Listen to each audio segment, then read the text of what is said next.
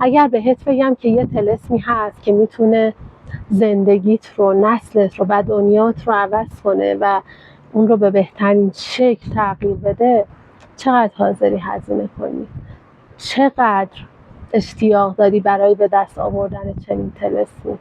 نه نگران نباش، من نمیخوام هزینه‌ای ازت دریافت کنم. بعد ازت میخوام تا آخر این ویدیو با من همراه باشی، چون که اینجا ما به دنبال جادو و شعار نیستیم. این چیزی که میخوام بهت بگم از جنس آگاهیه، از جنس نوره. چیزی هست که تو رو قدرتمند میکنه برای ادامه زندگیت و برای خلق دنیای بهتر. پس بذار که پژواک این آگاهی در وجودت طنین انداز بشه و خلق کنی اون چیزی رو که لایقش هستی.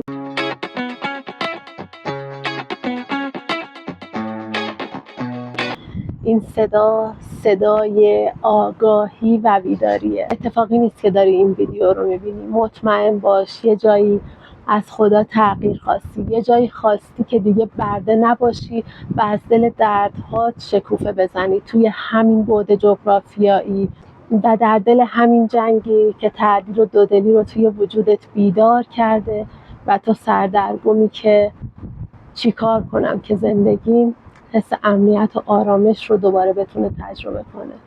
با من همراه باش، قراره که اتفاقات توی زندگیمون جور دیگه ای بشه. چند وقت پیش توی کانال یوتیوبم دوره از رنج تا گنج رو برگزار کردم. یک مدت بعد از اون یک ویدیو آپلود کردم تحت عنوان جهانهای موازی و توی اون ویدیو ادعا کردم که شما یک آگاهی هستید که انتخاب کردید توی جهان فعلی زندگی کنید چون نیاز به درسش دارید. تازه این دوره گنج تا رنج تموم شده و این ویدیو آپلود شده بود که جنگ شروع شد و برای منی که یکی از شعارهام توی همه ویدیوام صلح جهانی بود، این جنگ یک چرایی بزرگ به همراه داشت. اینکه من که داشتم پاکسازی میکردم، روی صلح درونی کار میکردم تا به صلح جهانی برسم. چی شد که جنگ اومد بیخ گوش من و درست در جایی که من هستم جنگ شد، ناامنی شد و این چرایی آغاز یک سفر بود. پروفسور یونگ میگه سفر قهرمانی هر کس با یک دعوت شروع میشه و اون دعوت یک تلنگر، یک اتفاق ناگوار توی زندگیتون که شما به خودتون میگید چرا باید وضعیت این میشد و میخواید که زندگیتون بهتر بشه که دیگه شاهد چنین اتفاقاتی نباشید. و برای من جنگ این تلنگره بود. از روز اول شروع کردم به این چرایی که چرا این ناامنی توی زندگی من ایجاد شد و اگر دوره رنج تا گنج رو دنبال کنید میبینید که 10 گام گفتم برای گذر از رنج و چه رنجی بزرگتر از جنگی که خانمانسوزه که هر لحظه به تو ناامنی میده و انسانهای زیادی درگیرشن و تو نگران میشی از آینده خودت، بچت و اینکه نکنه این ناامنی دوباره تکرار بشه. و اینجا من خودم جزو کسانی بودم که مرحله به مرحله سفر رو رفتم تا ریشه این درد رو در درون خودم پیدا کنم تا بتونم دنیایی قرار بگیرم که شاهد صلح باشم. حالا میخوام این تجربه رو با تو به اشتراک بذارم. چرا؟ چون فکر میکنم که ما توی این بعد جغرافیایی مشترکیم و داریم درد مشترکی رو تجربه میکنیم. لااقل توی یک قسمت هایی از درس هایی که برای رشد آگاهیمون نیاز داریم هم مسیر و هم دردیم و اگر این مسیر به من کمک کرد برای شناخت خودم، به تو هم حتما کمک خواهد کرد. و امروز با همه دودلی ها و تردید ها با پاهای لرزان میخوام شروع کنم به شکفتن خودم و میخوام این مسیر رو هر لحظه با تو به اشتراک بذارم. اول میخوام توی این ویدیو چرایی ها رو با تو به اشتراک بذارم. چرا اینجایی؟ چرا داری این درد رو تجربه میکنی؟ و توی ویدیوهای آینده انشاءالله میرسیم به مراحل ساختن و گذر از رنج هامون. سعی میکنم که مقدمه رو کوتاه کنم، برم سر اصل مطلب. فکر کنم تونستم تا حدودی توضیح بدم که چه مسیر رو طی کردم، چی شده که تصمیم گرفتم این آگاهی رو با شما به اشتراک بذارم.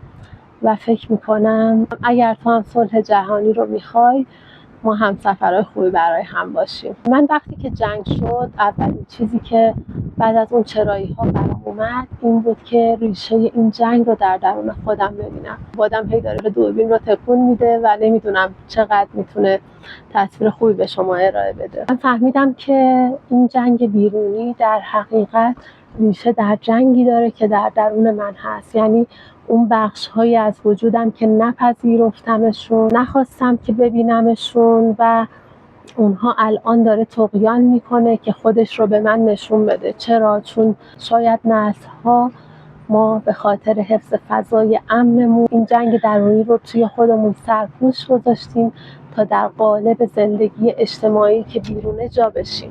و من ریشه این جنگ رو در درون خودم دیدم و دیدم صلحی در درون من وجود نداره که بخواد بازتاب بیرونیش بشه صلح جهانی. من در درون خودم پر از ترس، تضاد و دودلی های خاموشم. پر از جنگ دائمی هستم بین خواسته های واقعی خودم و محیط امنی که برای خودم ساختم. فهمیدم که ظلم فقط در بیرون و رسانه و حاکمان نیست. فهمیدم این ظلم ریشه در درون من داره.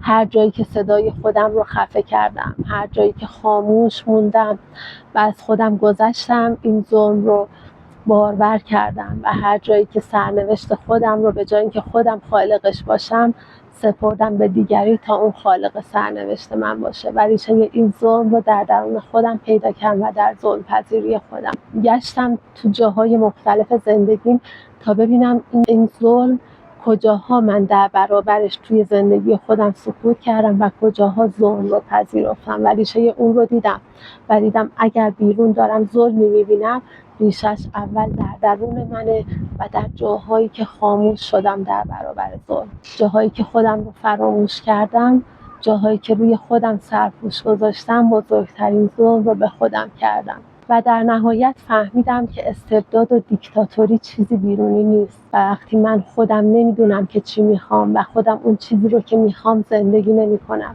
انتخاب هام رو زندگی نمی کنم و میذارم دیگری به جای من انتخاب کنه، میذارم که محیط اجتماع من رو تعریف کنه و از ترس قضاوت دیگرون زندگی خودم رو زندگی نمی کنم، خودم رو تو قالب اجتماع جا میدم. فکر میکنم خب چون اکثریت یک جور فکر میکنن من بهتر سکوت کنم چون حق با اکثریته. فهمیدم که این استبداد رو خودم هم در حق خودم کردم. گشتم ریشه استبداد رو توی زندگیم پیدا کردم و دیدم من سرسپرده استبدادم و از طرفی خودم هم دیکتاتوری دارم. یعنی نمیام بپذیرم عقاید مخالف خودم رو. دائم میخوام به دیگرون بگم بیاین شما شبیه من فکر کنید. فکر میکردم هر کسی با من همراه بشه یعنی من درست میگم. بحثای بی نتیجه ماها توی متقاعد کردن دیگران برای اینکه عقایدشون شبیه ما بشه از همینجا نشأت میگیره. ما نمیخوایم اون شبیه ما بشه، ما میخوایم به خودمون ثابت کنیم که ما اشتباه نمیکنیم و کسی که بهش ثابت شد اشتباه نمیکنه بحث نمیکنه، زندگیش رو زندگی میکنه. من ریشه استبداد رو توی زندگی خودم با این جنگ پیدا کردم. من فهمیدم که من خودم رو قربانی میدونم و منتظرم که یک معجزه اتفاق بیفته، یک کسی بیاد و منو نجات بده، خودم رو ثابت کنم که دیگران با من همراه بشن تا بتونم خودم رو نجات بدم. و شناخت سایه قربانی توی زندگی من شناخت دردناکی بود. شما اگر توجه کنید توی زمان جنگ توی یوتیوب یا اینستاگرام فارسی چرخ زده باشید می‌بینید توی اون دوره بازار پیشگویی و آسترولوژی و فال و آینده ایران چه خواهد شد خیلی گرم بود و ما همه منتظر بودیم یکی بیاد بگه زندگیت قرار عوض شه، دنیات قرار عوض شه، آینده ایران قرار عوض شه.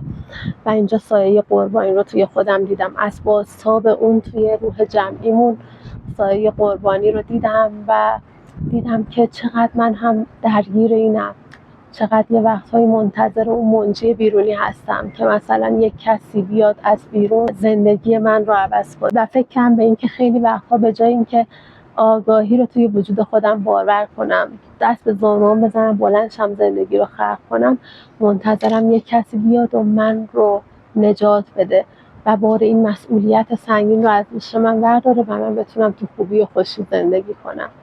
من دنبال حاشیه امن بودم نه دنبال خلق. به خاطر همین زندگی این شده بود و واسای بیرونش هم خیلی جاها دیدم که اون زمان خیلی ها فال میگیرن، چه میدونم آسترولوژی دنبال میکنن، فلان هوروسکوپ اینو گفت، هوروسکوپ فارسی اونو گفت، اون کس فلان کس گفت تا فلان موقعی میشه.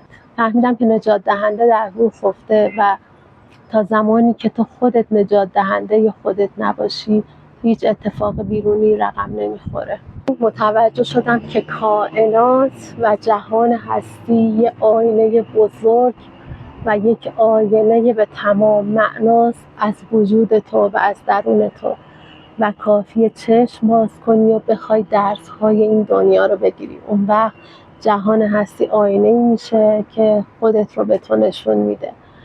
و حالا بماند از درس جمعیش که ما ایرانی‌ها باید فکر کنیم چرا این اتفاقات برای ما داره میفته و دیدم که این آینه داره عمیق‌ترین ترس‌ها، عمیق‌ترین ضعف‌ها و عمیق‌ترین لایه‌های پنهان من رو به من نشون میده. فقط کافی بود رفتارها رو ببینم، رفتارهای حکومتگران، رفتارهای مردم و همه اتفاقاتی که توی این جنگ در جریان بود نمادی از درون من بود. وای هرچی نگاه میکردم باورتون نمیشد، میگفتم این منم، یعنی جهان من بودم، اصلا چیزی خارج از من نبود و خیلی عجیب بود این بزرگ نمایی درون من. همه این اتفاقات در درون من در جریان بود و این آینه خیلی آینه دردناکی بود. خب چطور؟ من که راه حلش رو بلد نبودم و اینجا بود که راه حل ها رو شروع کردم پیدا کردن.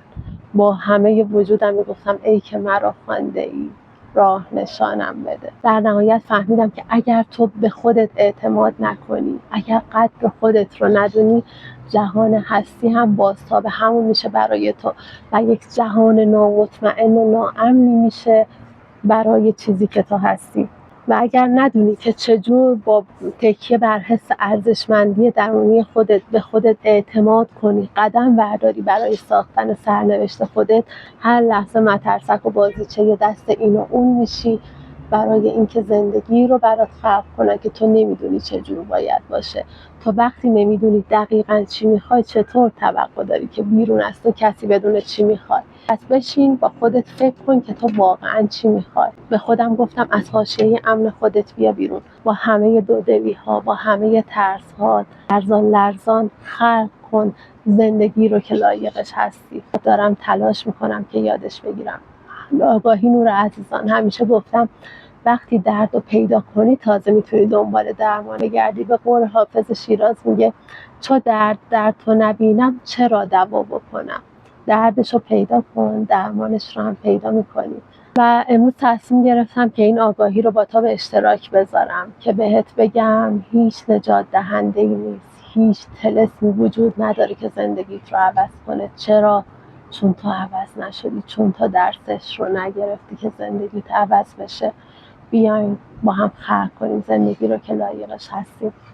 در نهایت این که اگر این ویدیو حتی یک تلنگر کوچیک برات بود، ازت میخوام که لایک کنی و اگر میخوای تو هم با من در مسیر این سازندگی قرار بگیری منو سابسکرایب کن تا ویدیوهای بعدی رو از دست ندی، چون قراره که با هم این مسیر رشد درونی رو طی کنیم، از حاشیه امن خودمون بیایم بیرون و با خلق جهانی بهتر برای خودمون، دنیای بهتری برای خودمون و آیندگانمون خلق کنیم. بذارید به این چرخه تکراری سوختن و ساختن خاتمه بدیم و در مسیر ساختن و ساختن قدم برداریم. خیلی باد شدید شد. در نهایت ازتون میخوام که اگر کسی رو که اطرافتون دارید که میدونید اون هم در مسیر بیداریه، این فایل رو باهاش به اشتراک بذارید. برام کامنت کن کجای سفر زندگیت هستی؟ آیا این درس ها برای تو هم بود؟ اگر این ویدیو تلنگری برای تو هم بود حتما یه کامنت بهم بگو تو نگاهت به این جنگ چی بود و در مورد هر چیزی که منتقدی بهش. من با روی گشاده حتما کامنت هات رو میخونم و شاید اونها درسی باشه برای من. در نهایت این که نور باشید، در مسیر نور باشید و انتشار دهنده نور باشید.